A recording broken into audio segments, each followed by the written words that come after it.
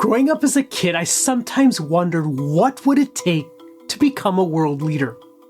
Everyone knows Donald Trump, for better or worse. Narendra Modi is the Prime Minister who's pushing India onto the global stage. Two very different world leaders that represent very different civilizations. But how do Hindus fare in Western politics? Does their faith help, or does it hurt them? I realized as I got older there's a pull and tug between a religious identity and your public persona. Do I downplay this Hindu identity? Will it be an asset, or is it a liability? As a Hindu kid in a Western country, I rarely saw anyone who looked like me or shared my faith in those positions of power. So in this video, I'm going to try and answer this question. How do Hindus fare in Western politics? But I'm going to do it by looking at Trinidad, the country of my parents, and Mauritius, where the population is almost 50% Hindu. And then we'll turn our attention to Hindu leaders in the West. Will they succeed? Trinidad and Tobago, the land of my parents. It's a dual island Caribbean nation, and it achieved its independence from British colonial rule in 1962. In 1976, Trinidad transitioned to a republic within the Commonwealth, replacing the British monarch with a president as its head of state.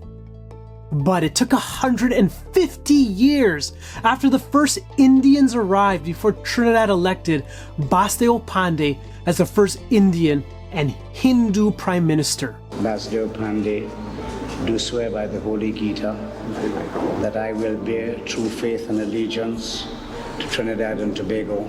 It was a watershed moment for Indians and by extension Hindus in Trinidad. And when he visited Canada, I had a chance to meet him when I was a teenager.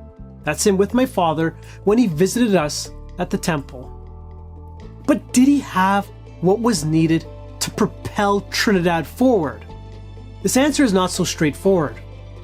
Kamala Persad-Bissessar rose to prominence as Trinidad's first female Indian Prime Minister from 2010 to 2015. But it ended with a significant loss in 2015.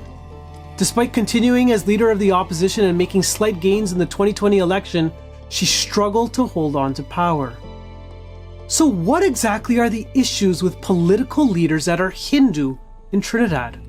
Well, Surin Kapildeo, a former senator and attorney in Trinidad, he had a few choice words to say about this in 2007. The Hindu in politics is a tragedy.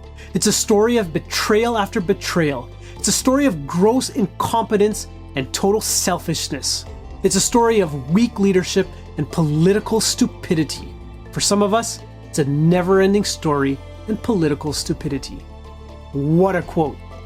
To this day, Hindus still haven't seemed to get their act together politically. But it's a story for another day.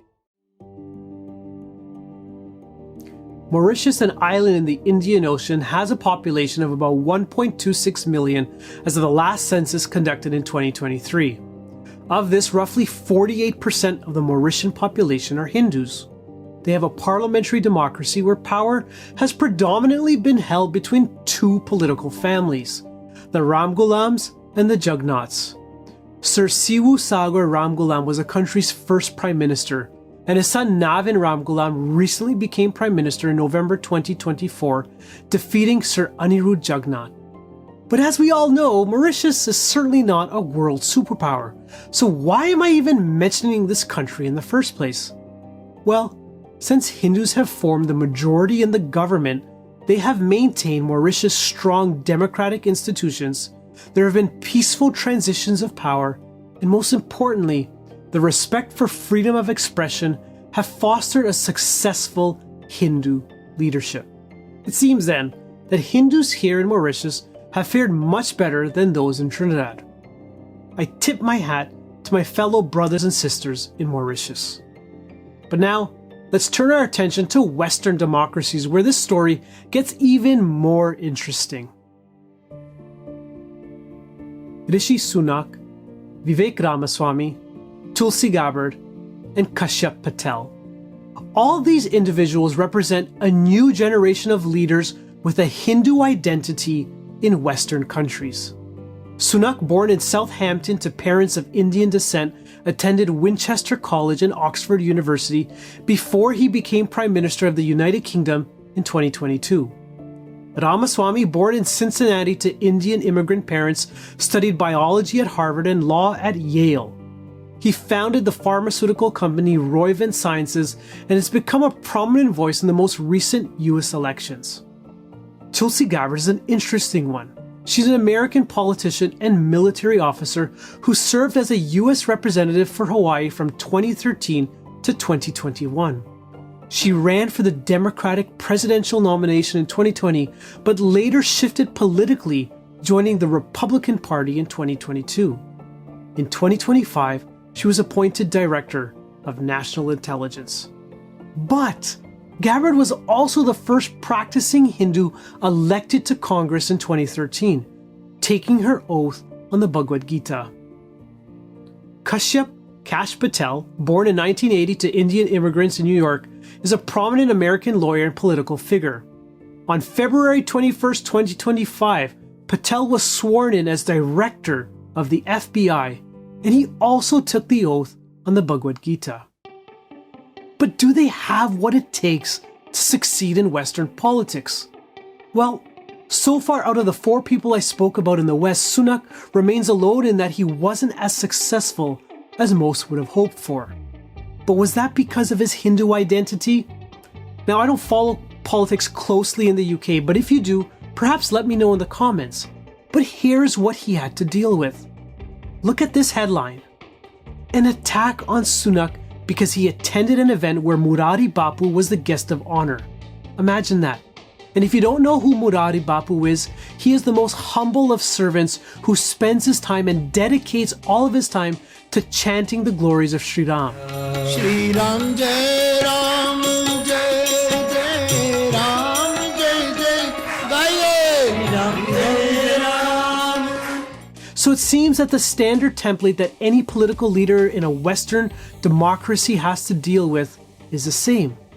Look at all these headlines. Tulsi Gabbard's ties to India's Modi and his Hindu nationalist movement. Vivek Ramaswamy's embrace of Hindu nationalism.